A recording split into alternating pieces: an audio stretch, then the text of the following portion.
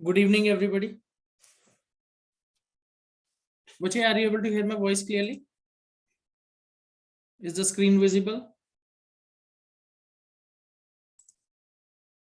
All right. Okay. So बच्चे yesterday when we had a class, हमने उसमें discuss किया था menstrual cycles in females, its objectives, its stages, and बच्चे हमने उसमें discuss किया था in brief fertilization process. Okay? तो ये जो थे टॉपिक्स बच्चे हमने कल डिस्कस किए थे, उसमें से एक छोटा सा टॉपिक रह गया है, that is structure of placenta. Structure of placenta वो पोर्शन हमने नहीं किया है, पर बच्चे जो मैंने नोट्स शेयर किए थे उसमें वो नोट्स मैंने ऐड करके शेयर कर दिए थे. सो आई होप आप वो पढ़ चुके होंगे. ठीक है. So what will be doing is will be not picking that up today, will be moving ahead, will move on to reproductive health. Under reproductive health will be today picking up contraception methods. और इसके बाद बच्चे एक छोटा topic रह जाएगा हमारा STDs and female feticide. So once we are through that portion फिर हम प्लेसेंटा का स्ट्रक्चर एक बार डिस्कस करेंगे. So today we are going to pick up a broader topic that is reproductive health, और उसके अंदर हम एस्पेक्ट देखेंगे कॉन्ट्रासेप्शन मेथड्स का. सो बच्चे when you talk about contraception methods की जब हम बात करते हैं, it is a aspect which comes under reproductive health. So first of all बच्चे we need to understand what do we mean by reproductive health. तो इसलिए बच्चे हम सबसे पहले reproductive health की definition लिखने जा रहे हैं. We are going to talk about reproductive health first. हम इसकी definition लिखेंगे reproductive health. अब बच्चे क्लास 9th में एक चैप्टर आपने पढ़ा था why do we fall ill. Okay, why do we fall ill. तो उसमें आपने हेल्थ की डेफिनेशन पढ़ी होगी as given by World Health Organization. Okay, definition of health as given by World Health Organization WHO. तो बच्चे उस चैप्टर के अंदर जब आपने हेल्थ की डेफिनेशन पढ़ी होगी तो उसमें आपने डिस्कशन की होगी कि health is something that we don't take as physical fitness only. Health जो है सिर्फ फिजिकल फिटनेस नहीं है. Okay, it involves all the aspects. Okay, very good. Alok is saying physical, mental, social, emotional, everything. Very good. तो उसमें सारे aspects आते हैं. Your physical fitness, mental fitness, emotional fitness, are you doing your social responsibilities? वो सारे अगर आपके aspects fit हैं तभी आप healthy हो.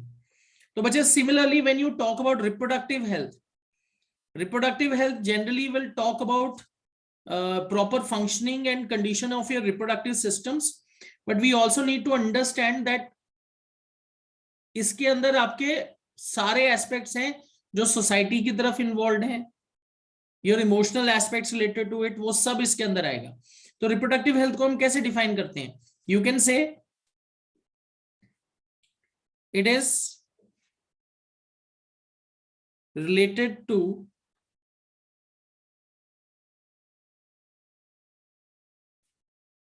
proper functioning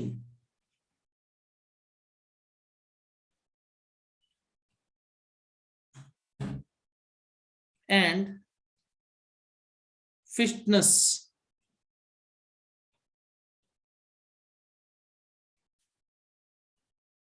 of reproductive systems.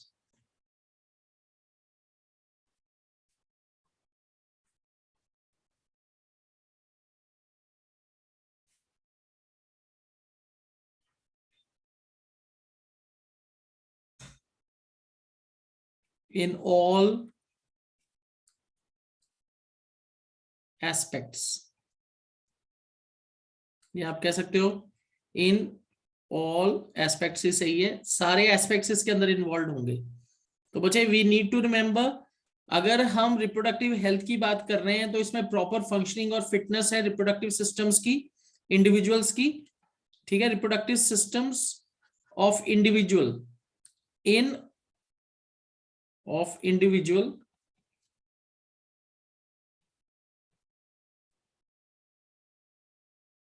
in all aspects. इसमें सारे एस्पेक्ट्स आएंगे, physical, mental, social, emotional, all aspects, अगर उस एस्पेक्ट्स के रिलेटेड में हमारे रिप्रोडक्टिव सिस्टम सही तरीके से वर्क कर रहे हैं, then we can say individual has reproductive health. अब बच्चे why is reproductive health important? क्योंकि बच्चे इसका इम्पैक्ट बहुत ज्यादा होता है सोसाइटी, कम्युनिटी और इंडिविजुअल के ऊपर। Okay, let's say it has great impact on how people are able to control population, how are we able to control population rather, तो रिप्रोडक्टिव हेल्थ उससे रिलेटेड है। How are we able to prevent spread of STDs, sexually transmitted diseases, from one individual to another, that aspect will also come under reproductive health. Contraceptive methods इसके अंदर आ जाएगा। Personal hygiene related to reproductive systems, वो भी इसके अंदर आएगा। तो बच्चे अवेयरनेस भी इसके अंदर है, अवेयरनेस होनी चाहिए इंडिविजुअल्स को, हाउ रिप्रोडक्टिव सिस्टम्स वर्क। तो बच्चे ये सब रिप्रोडक्टिव हेल्थ का पार्ट है। ठीक है, is this clear to everybody? Class 10th में रिप्रोडक्टिव हेल्थ बहुत ज्यादा डिटेल में नहीं आपको कराया गया है, but it is something that you need to understand कि कॉन्ट्रासेप्शन, स्प्रेड ऑफ एसटीडीज, उसको प्रिवेंट करना, ये सब किसके अंदर आता है? रिप्रोडक्टिव हेल्थ के अंदर आता है। तो बच्चे जो आज हमने मेजर फोकस करना है, रिप्रोडक्टिव हेल्थ का एक पार्ट है, दैट इज कॉन्ट्रासेप्शन मेथड्स। अब बच्चे when you talk about contraception methods, okay, contraception methods की जब हम बात करते हैं, contraception methods are actually used to prevent undesirable pregnancy. contraception methods क्यों यूज होते हैं? contraception methods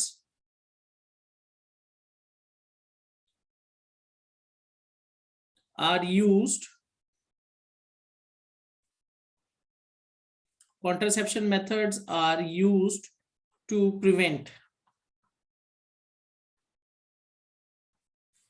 undesirable pregnancy.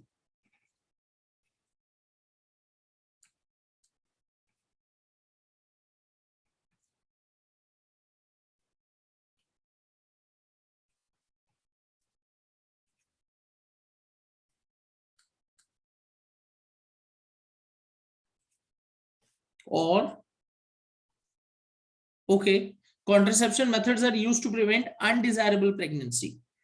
अब अच्छा, when you talk about undesirable pregnancy जो है, it leads to population explosion, population बहुत ज्यादा बढ़ती है। it also sometimes impacts the individual's health. okay, so we need to understand कि contraception methods का जो major objective है वो क्या है? अनडिजायरेबल प्रेगनेंसी को प्रिवेंट करना। अब अच्छा, कॉन्ट्रासेप्शन मेथड्स जो हैं, इसको हम अलग अलग कैटेगरीज में डिवाइड करेंगे। ओके, इसको हम अलग अलग कैटेगरीज में डिवाइड करेंगे।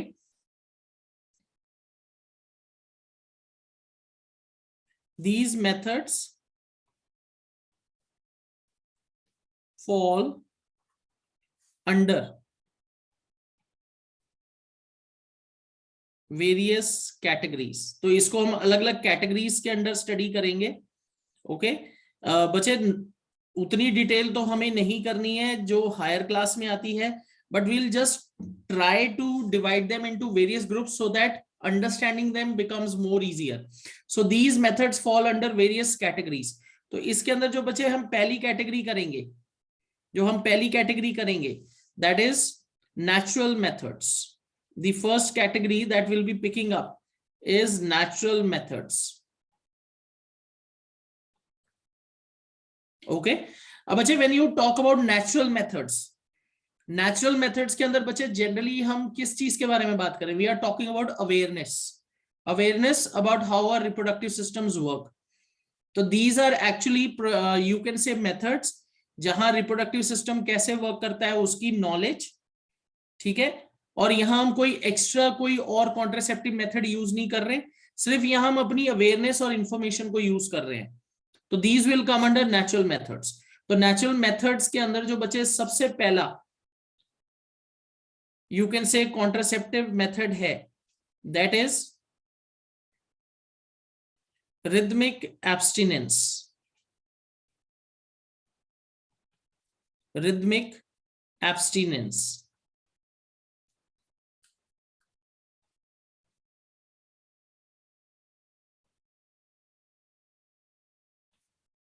ओके, अब बच्चे what do we understand by the term rhythmic abstinence?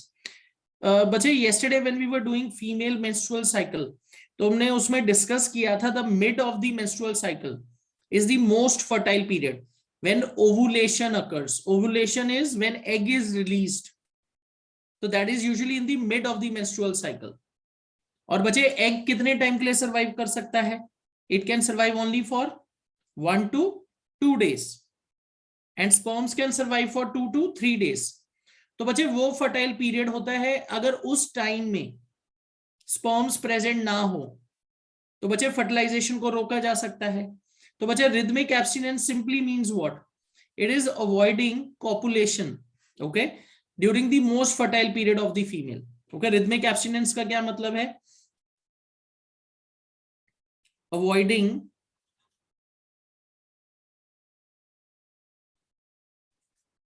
coitus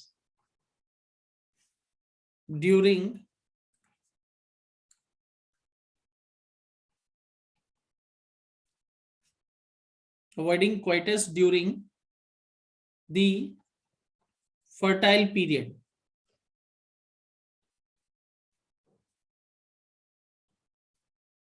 of menstrual cycle.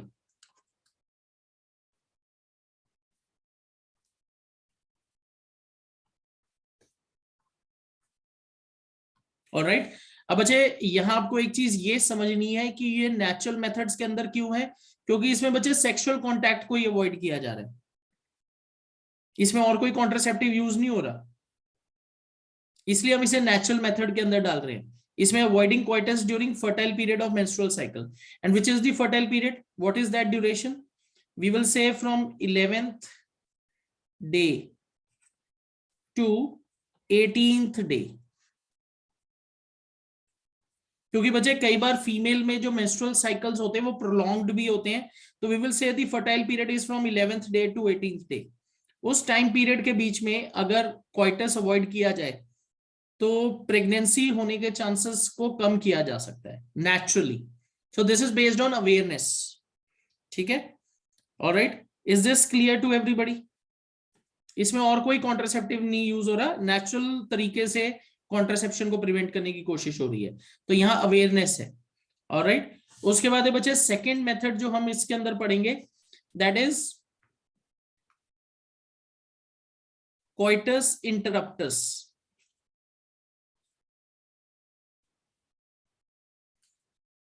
Coitus interruptus.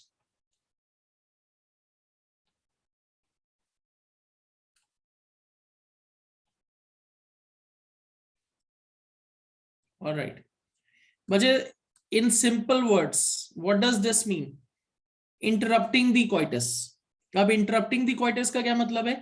That is not releasing semen inside the female reproductive tract. Okay? Not releasing.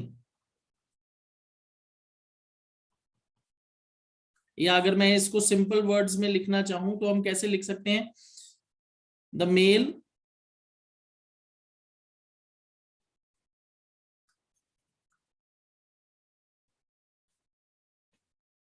will withdraw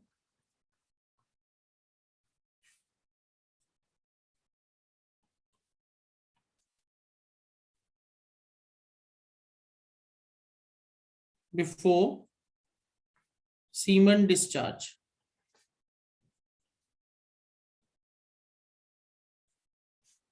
In the vagina. All right, so this is coitus interruptus. Semen को discharge नहीं होने देना है vagina में. ठीक है, is this clear?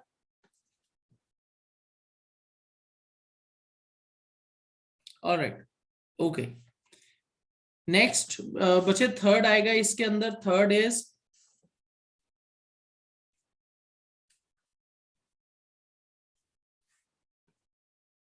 Alright, third is बच्चे lactational amenorrhoea. Now when you talk about lactational amenorrhea, what does this mean? बच्चे इसका मतलब है जो लैक्टेटिंग मदर्स होती हैं जो लैक्टेटिंग मदर्स होती हैं, जो बच्चों को मिल्क पे फीड कर रही हैं after pregnancy period is over, उनके अंदर दोबारा प्रेग्नेंट होने के चांसेस कम होते हैं।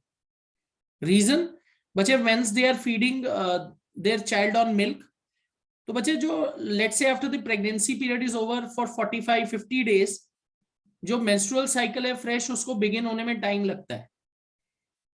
सो during this time period becoming pregnant again is something जो बहुत कम चांस है। Alright, so what we will say, the lactating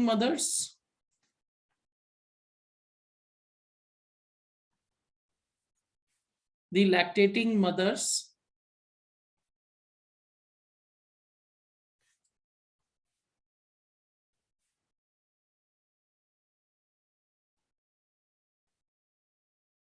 reduced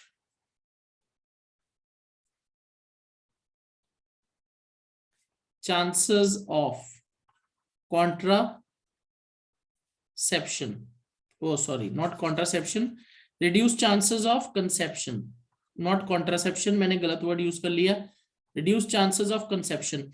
But you need to understand कि this is just a brief period after the pregnancy is over. Okay, just a brief period, let's say about 45 to 60 days after pregnancy, या आप कह सकते हो after delivery of the child.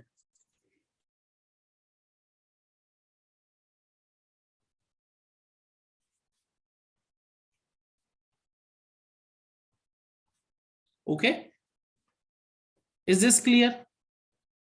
क्योंकि बच्चे fresh menstrual cycle start होने में भी टाइम लगेगा, तो उस टाइम में कंसेप्शन का चांस कम हो जाता है, तो उसको हम लैक्टेशनल एमेनोरिया कहते हैं। ऑलराइट, और ये नेचुरल मेथड है क्योंकि इसमें और कोई कॉन्ट्रासेप्टिव डिवाइस यूज नहीं हो रहा है। ठीक है ना बच्चे? ऑलराइट, ओके, तो बच्चे दीज आर नेचुरल मेथड्स। पर बच्चे यहां एक चीज हमें ये भी समझनी है कि ये जो नेचुरल मेथड्स हैं, इनमें जो रिस्क होता है प्रेगनेंसी का ज्यादा है, प्रेगनेंसी का रिस्क ज्यादा है। They are not guaranteed methods of contraception. Yes, इसमें अवेयरनेस है, ठीक है ना, पर ये नेचुरल मेथड्स हैं, इसमें और कोई कॉन्ट्रासेप्शन का मेथड यूज नहीं हो रहा है, तो इनमें जो चांसेस हैं कंसेप्शन के ज्यादा हैं, risk of unwanted pregnancy is more. ठीक है, I hope this is clear to everybody. Alright, okay, चलो, तो बच्चे नेचुरल मेथड्स आर डन। अब हम नेक्स्ट करेंगे barrier methods.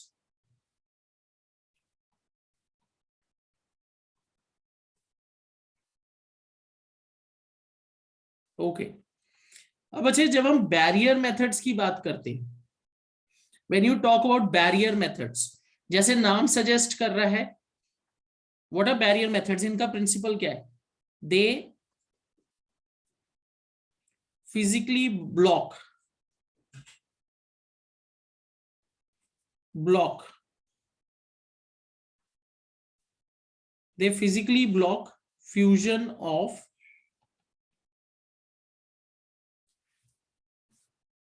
they physically block fusion of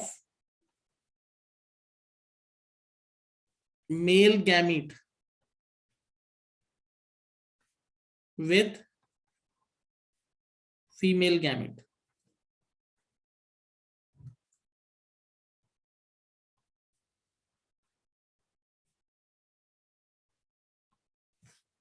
ठीक है, they physically block fusion of male gamete with female gamete.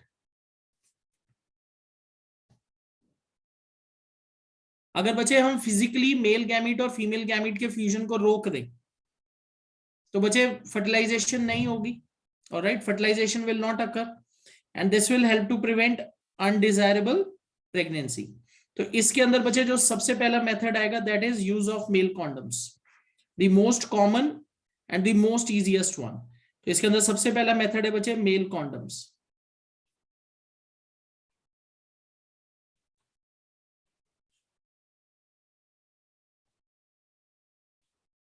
बच्चे when you talk about male condom, it is considered the most easiest and the most efficient way to prevent undesirable pregnancy एक तो इसका सबसे बड़ा use ये है। Secondly बच्चे, ये सिर्फ एक ऐसा कॉन्ट्रासेप्शन मेथड है, only one, which can prevent spread of STDs like AIDS. तो आप कह सकते हो इसका डुअल एडवांटेज है। अगर आपसे ये क्वेश्चन पूछा जाता है ऐसा कौन सा कॉन्ट्रासेप्टिव डिवाइस है जो एसटीडीज की प्रिवेंशन को रोक सकता है, तो इसका आंसर क्या होगा? Male condoms. ठीक है, is this clear?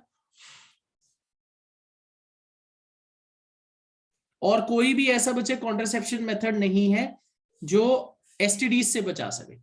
So male condoms, okay, when you talk about male condoms,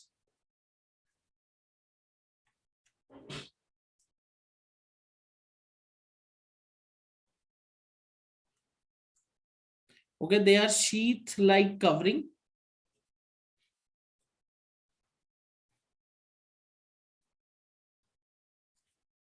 worn over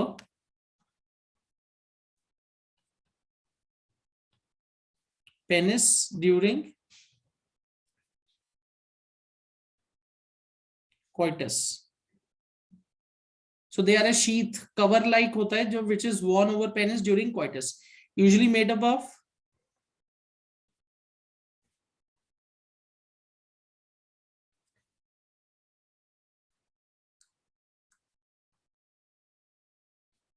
of latex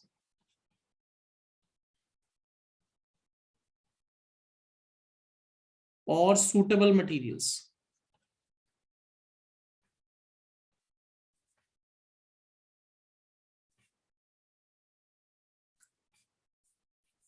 It is usually made up of latex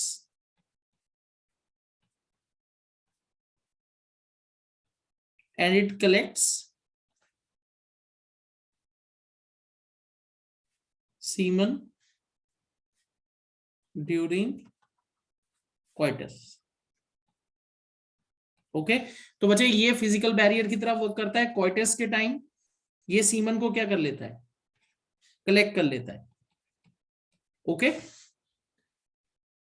अब बच्चे इसका एडवांटेज क्या है? What is its advantage? Easy to use,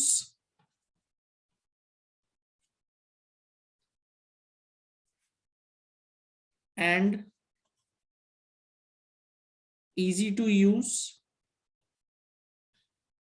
and economical.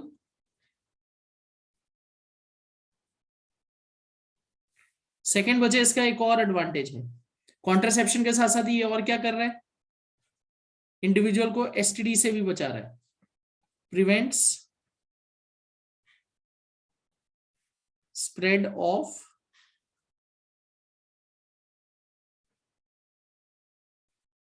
STD. अच्छा, what are STDs? STDs क्या होती हैं? STDs are sexually transmitted diseases. STDs are sexually transmitted diseases. Okay, तो ये उनकी स्प्रेड को भी क्या करता है? प्रिवेंट करता है। All right, okay, that's correct, Anisha. STDs are sexually transmitted diseases. Is this clear? सबको समझ आ गया ये?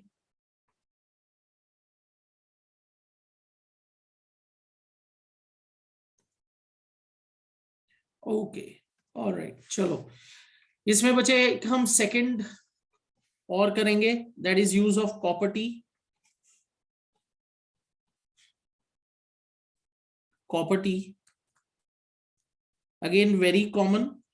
वैसे आजकल इसको कम प्रेफर किया जाता है, but it was something which was used earlier. बहुत ज्यादा यूज होता था, अभी भी यूज होता है, पर अब बच्चे we have better methods of contraceptions, तो कॉपर टी अब इतना प्रेफर नहीं किया जाता।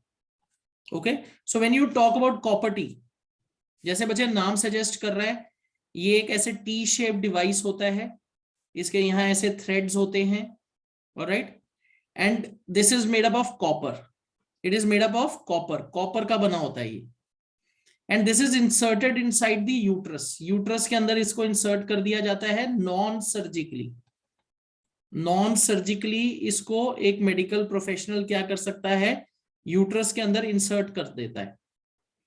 तो बच्चे ये जो इसके दो आर्म्स हैं, ये जो टी शेप आर्म्स हैं इसके, ये क्या करते हैं?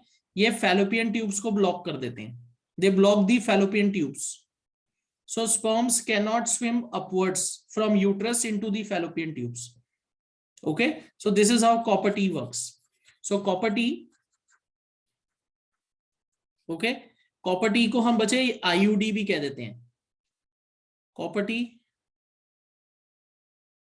it is a intrauterine device.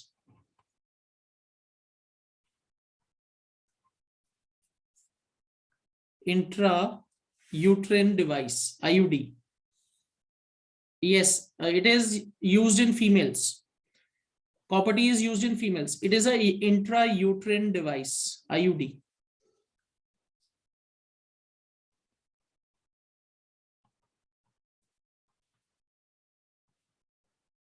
ठीक है बच्चे, इंट्रायूट्रिन डिवाइस को हम क्या कहते हैं? IUD. Why it is known as intrauterine device, IUD? Because it is placed inside the uterus of a female. Okay.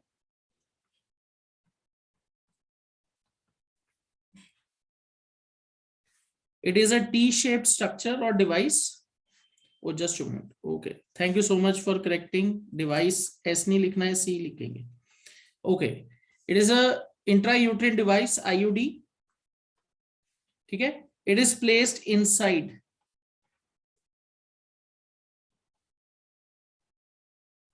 It is placed inside the uterus,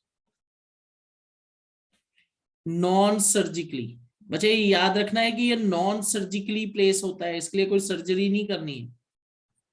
it is placed in the uterus non surgically by a medical professional या medical health worker. By health worker लिख दो. और बहुत simple सा procedure होता है, इसके लिए कोई सर्जरी वगैरह की जरूरत नहीं होती. It will just take 5 to 10 minutes. ये कोई भी हेल्थ प्रोफेशनल जो ट्रेंड होता है वो इसको प्लेस कर सकता है. ठीक है. And how does it work? ये कैसे वर्क करता है? It blocks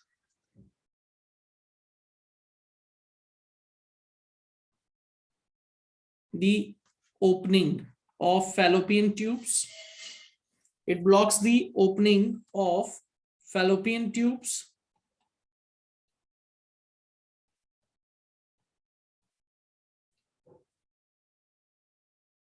It blocks the opening of fallopian tubes and prevents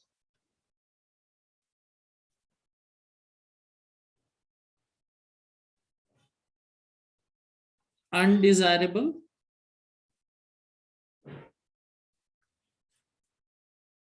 It blocks the fallopian tubes and prevents fusion of sperms. Fusion of gametes लिख दो. Fusion of gametes.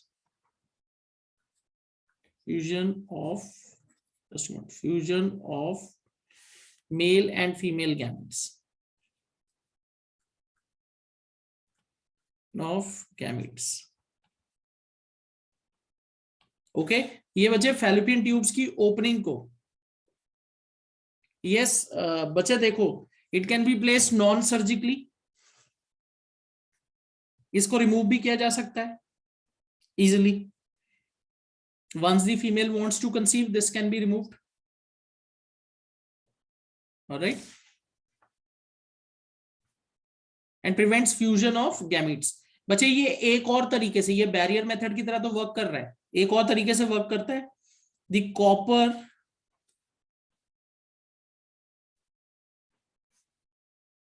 Present in the device also kills sperms. तो बच्चे copper T दो तरीके से work कर रही है. एक तो ये फिजिकली ब्लॉक कर रही है फैलोपियन ट्यूब्स को, ताकि जो गैमीट्स हैं वो फैलोपियन ट्यूब्स के अंदर ना जाए, स्पर्म्स फैलोपियन ट्यूब्स के अंदर एंटर ना कर पाए एग को फर्टिलाइज करने के लिए. दूसरा ये क्या कर रहा है, जो इसके अंदर कॉपर है ये क्या कर रहा है? What is it doing? The copper present, it will also kill the sperms. ठीक है बच्चे, I hope this is clear to everybody. Okay see Anisha, this is something जो हमें डिस्कशन अभी नहीं करनी है कि कैसे करता है क्या करता है, but copper is cytotoxic, it will kill the sperms. Okay, it has bad effect on the sperms, sperms मर जाते हैं उसके कांटेक्ट में आने से। सो दिस इज समथिंग जो हमें याद रखना है, ठीक है। ऑलराइट, ओके बच्चे, कॉपर टी का बस एक ही सबसे बड़ी प्रॉब्लम ये होती है कि it might sometimes cause allergies, allergies हो जाती हैं कई फीमेल्स को इससे, तो इसलिए इसको आजकल हम ज्यादा प्रेफर नहीं करते हैं। ऑलराइट, तो ये बच्चे दो बैरियर मेथड्स हो गए। अब हम चलते हैं नेक्स्ट जो मेन कैटेगरी आती है, that is chemical methods. Yes, that is what Alok I was saying कि कुछ फीमेल्स में एसटीडीज भी हो सकती हैं, इससे इरिटेशन हो सकती है, एलर्जी हो सकती है, इसलिए हम इसको प्रेफर नहीं करते ज्यादा। अभी भी यूज होती है, पर बच्चे we have better contraception methods now.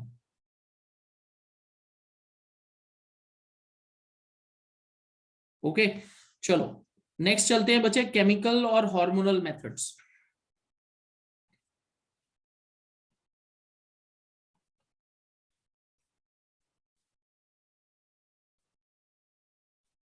तो बच्चे केमिकल मेथड्स जैसे नाम सजेस्ट कर रहे हैं, इसमें हम केमिकल्स यूज करेंगे स्पर्म्स को मारने के लिए, या हम कोई केमिकल यूज करेंगे एग को रोकने के लिए।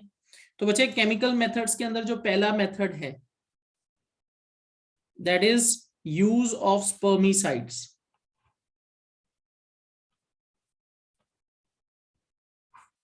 ओके, स्पर्मिसाइड्स क्या है? फोम्स, जेलीज और क्रीम्स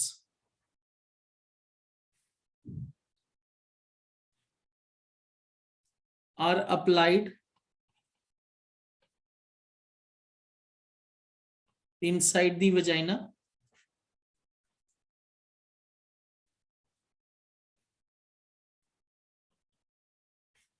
before copulation या before coitus।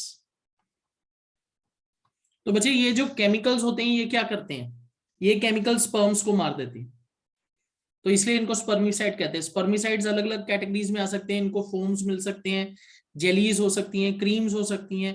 इनके अंदर ऐसे केमिकल्स हैं जो स्पर्म्स को मारते हैं। तो फोम्स, जेलीज और creams containing spermicides are applied inside the vagina before coitus. These chemicals will kill sperms. Chemicals kill sperms. Okay, उसके बाद है बच्चे नेक्स्ट जो बहुत इंपॉर्टेंट कैटेगरी है इसी के अंदर केमिकल मेथड्स के अंदर, दैट इज हार्मोनल पिल्स।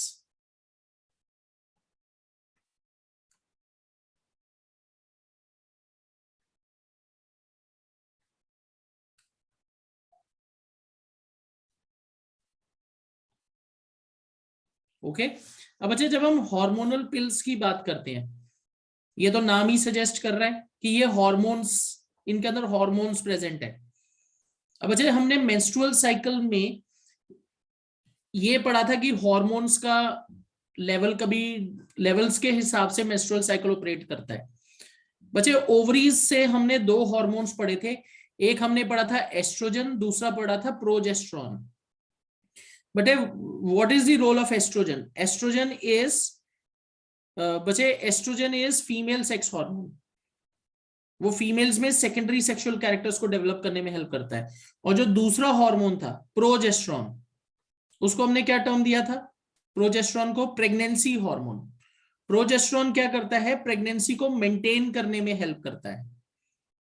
तो बच्चे देखो एक सिंपल सा लॉजिक है, एक सिंपल सा लॉजिक है, अगर हम ब्लड के अंदर प्रोजेस्टेरोन या प्रेगनेंसी हार्मोन का लेवल बढ़ा दें तो बच्चे ओवरीज के पास क्या मैसेज जाएगा? That female has conceived, that female has conceived.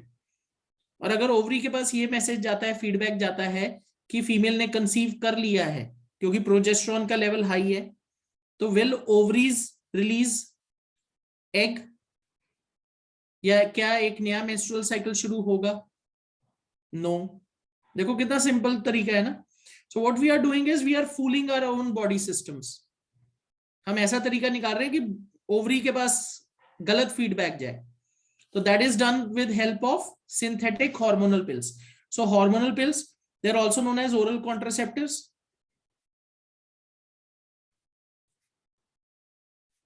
Also known as, इनको हम बच्चे oral contraceptives भी कहते हैं.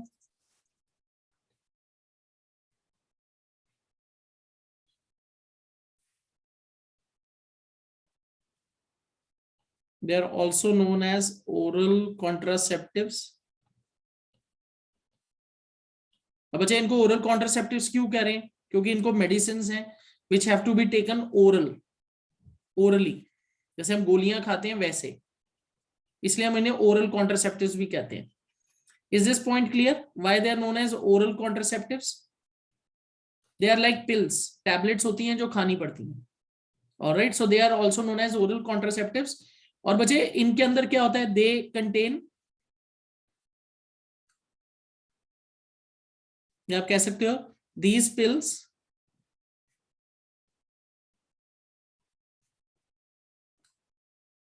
contain synthetic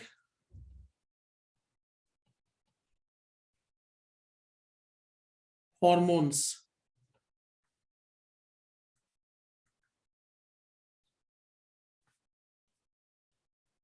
like progesterone.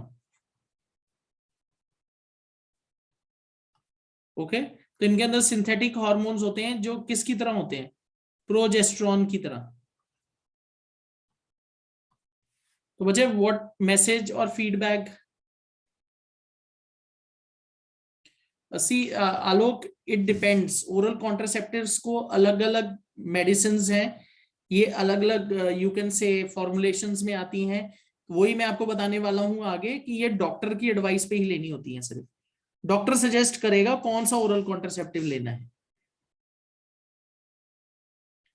कुछ को लगातार 14 डेज खाना होता है, कुछ को 21 डेज खाना होता है, कुछ को आपको मंथ में 2 बार खाना होता है, 1 बार खाना होता है.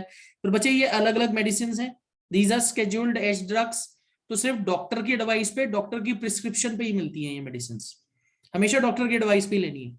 और इसका साइड इफेक्ट हो सकता है. यस बच्चे, ऐसी कोई मेडिसिन नहीं है जिसका साइड इफेक्ट ना हो. तो साइड इफेक्ट्स भी होते हैं, इसलिए कह रहे हैं डॉक्टर की एडवाइस पे लेने. ठीक है, कई बार हार्मोनल चेंजेस वगैरह भी हो सकते हैं. ऑलराइट, सो ओरल कॉन्ट्रासेप्टिव्स जो हैं, दे ड्यूरेशन में वेरी. अलग अलग वेरिएशन होती है. कुछ 14 डेज खानी है, कुछ 21 डेज लगातार खानी होती है. ठीक है, मेंस्ट्रुअल साइकिल जब स्टार्ट हुआ उसके अगले दिन से. देखो सिमरन, एक बहुत सीधा सा लॉजिक है. प्रोजेस्टेरोन प्रेगनेंसी को मेंटेन करने में हेल्प करता है, राइट? अगर बच्चे फीमेल प्रेग्नेंट है तो प्रोजेस्टेरोन का लेवल उसके लिए बहुत एक नॉर्मल लेवल से ऊपर होना चाहिए. अगर नॉर्मल लेवल से नीचे आ जाएगा प्रोजेस्टेरोन तो प्रेगनेंसी खत्म हो जाएगी. ठीक है, अगर हम आर्टिफिशियल प्रोजेस्टेरोन को बढ़ा दें ब्लड में आर्टिफिशियली, फीमेल तो प्रेग्नेंट है नहीं पर हमने प्रोजेस्टेरोन का लेवल बढ़ा दिया ब्लड में, तो बच्चे ओवरी के पास क्या फीडबैक जाएगा? ओवरी के पास क्या फीडबैक जाएगा? कि फीमेल इज ऑलरेडी प्रेग्नेंट, जो नहीं है वो. तो बच्चे फीमेल के अंदर मेंस्ट्रुअल साइकिल रुक जाएंगे, एग रिलीज ही नहीं होगा. अगर हम ब्लड में आर्टिफिशियली प्रोजेस्टेरोन या प्रेगनेंसी हार्मोन से रिलेटेड हार्मोन्स को बढ़ा दें तो ओवरी के पास ये फीडबैक जाएगा कि द फीमेल इज प्रेग्नेंट, तो it is not going to release a new egg. तो फीमेल प्रेग्नेंट कैसे होगी फिर? Is this clear Simran?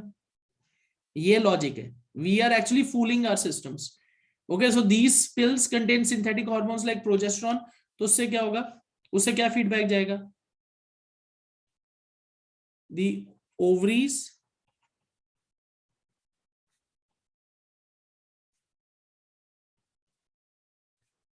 will not release egg and menstrual cycle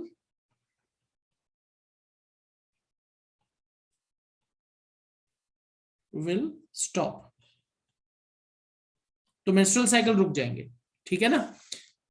All right.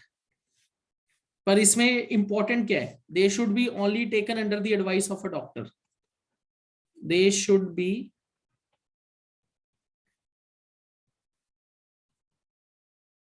Taken under prescription of a doctor, जो doctor prescribe करता है।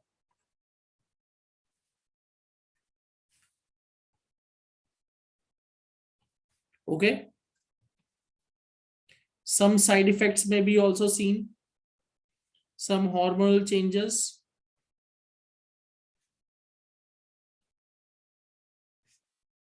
or side effects can be experienced.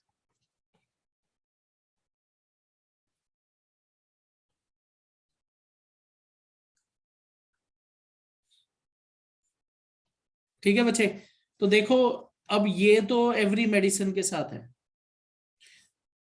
Simran, once the female decides to get pregnant, she will have to discontinue the oral contraceptives. Oral contraceptives को discontinue करना पड़ेगा। Oral contraceptives अलग अलग brands में आते हैं, अलग अलग तरीके की ये मिलती हैं। वही मैं कह रहा था, कुछ को 14 डेज खाना है, कुछ को 21 डेज खाना है। इट विल डिपेंड कि डॉक्टर ने आपको कौन सा प्रिस्क्राइब किया है। But once the female wants to conceive, she will have to stop eating oral contraceptives. जब तक फीमेल प्रेग्नेंट नहीं होनी चाहती तब तक उसको ओरल कॉन्ट्रासेप्टिव्स को कंज्यूम करना है। Once she decides to conceive, then she will have to give up oral contraceptives. अब बच्चे डिपेंड करेगा कि क्या चेंजेस हो सकता है, साइड इफेक्ट हो जाए, तो कईयों में ये डिले भी हो जाए। आकृति, एक सिंपल सा आंसर है इसका, why someone needs to take hormonal pills to prevent undesirable pregnancy.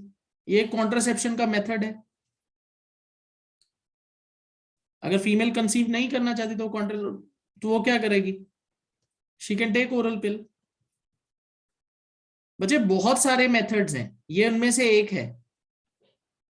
ऐसे तो मेल्स कॉन्डम भी यूज कर सकते हैं, ठीक है ना।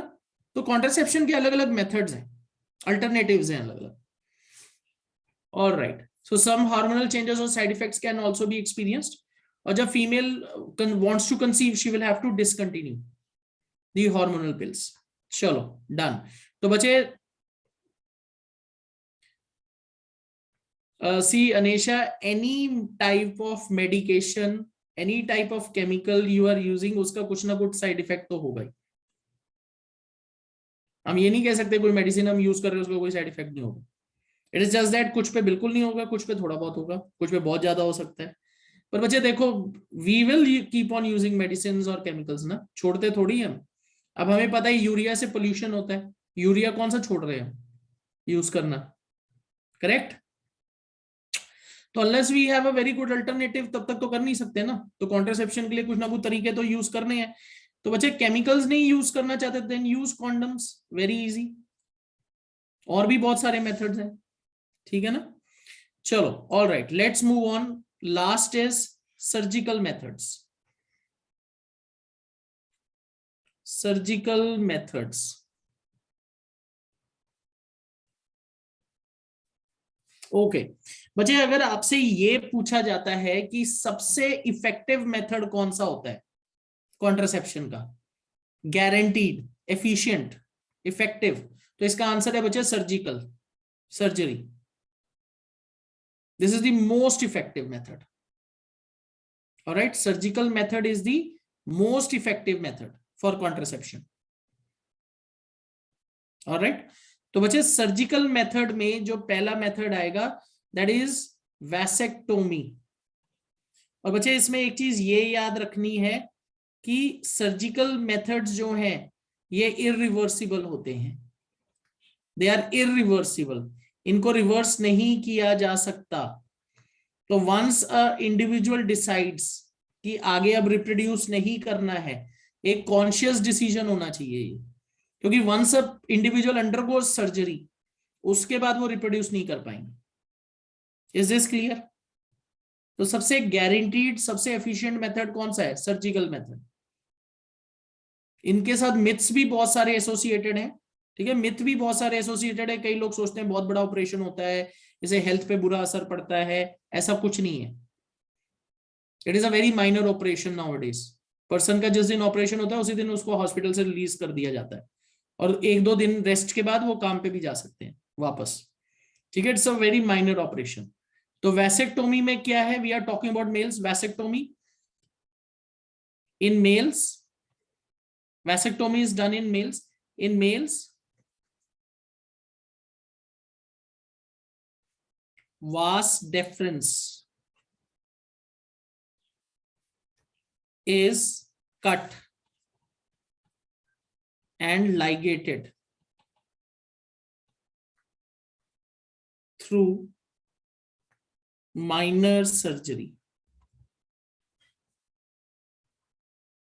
बच्चे what is vas deferens? Male reproductive system में vas deferens क्या होता है? It is sperm duct.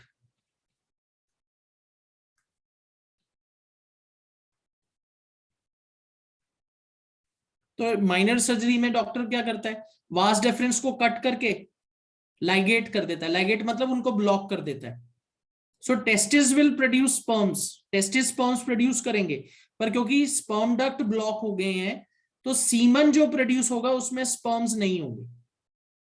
Vas deferens को डॉक्टर कट करके ब्लॉक कर देगा, तो टेस्टिस स्पर्म तो प्रोड्यूस कर रहे हैं क्योंकि टेस्टिस तो प्रेजेंट है, टेस्टिस स्पर्म प्रोड्यूस करेंगे, पर जो सीमन होगा, सीमन के अंदर स्पर्म्स नहीं होंगे क्योंकि स्पर्म ब्लॉक हो जाएंगे।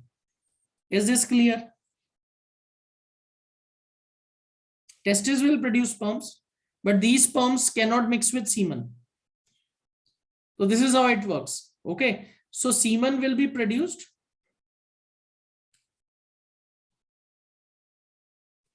Semen is produced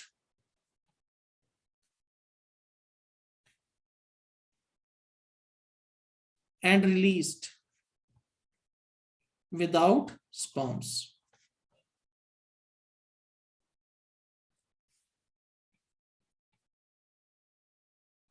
पर आपको ये याद रखना, ये नहीं आपने सोचना कि स्पर्म्स बनने बंद हो गए, स्पर्म्स बन रहे हैं, टेस्टिस स्पर्म्स बनाएंगे, but these sperms cannot mix with semen.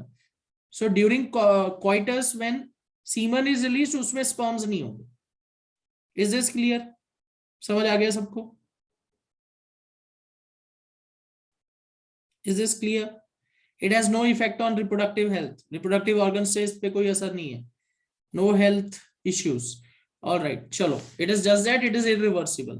उसके बाद है बच्चे नेक्स्ट, फीमेल्स के अंदर भी सर्जिकल मेथड है, that is ट्यूबेक्टोमी. ट्यूबेक्टोमी. अब बच्चे when you talk about tubectomy, ये फीमेल रिप्रोडक्टिव सिस्टम के किस पार्ट में किया जाएगा? जैसे बच्चे मेल्स में वैसेक्टोमी होती है, स्पर्म डक्ट्स को काटा जाता है, मैं ये नहीं कहूंगा कि पूरे रिमूव कर देते हैं, उनके बीच में गैप क्रिएट किया जाता है, तो यहाँ फीमेल्स में ये फैलोपियन ट्यूब्स में होता है. So tubectomy in females,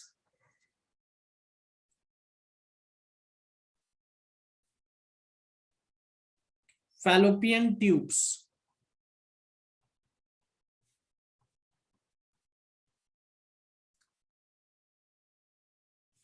are cut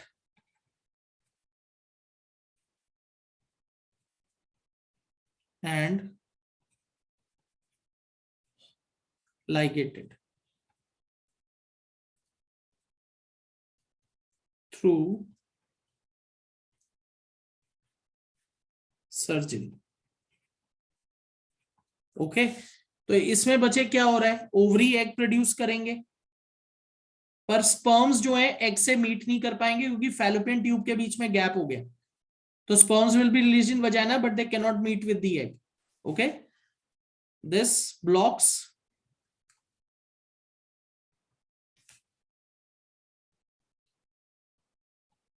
fusion of egg with sperm. ठीक है बच्चे, इज दिस क्लियर? सबको समझ आ गया? ये वैसेक्टोमी में वास डेफरेंस को कट करके थोड़ा करेंगे तो स्पर्म्स सीमन में मिक्स नहीं हो पाएंगे. ट्यूबेक्टोमी में बच्चे क्या होगा, फैलोपियन ट्यूब्स को कट कर दिया जाएगा, ताकि स्पर्म जो वजाइना में रिलीज हो रहे हैं वो एग के साथ मीट ना कर पाए। बट दीज आर इरिवर्सिबल, तो ये कॉन्शियस डिसीजन होना चाहिए, ठीक है ना। वंस दिस इज डन, उसके बाद इंडिविजुअल जो है वो रिप्रोड्यूस नहीं कर पाएगा। ओके, दे आर, ये आप लिख सकते हो, surgical methods are irreversible. Okay, surgical methods are irreversible, this is very important. Surgical methods are irreversible, irreversible.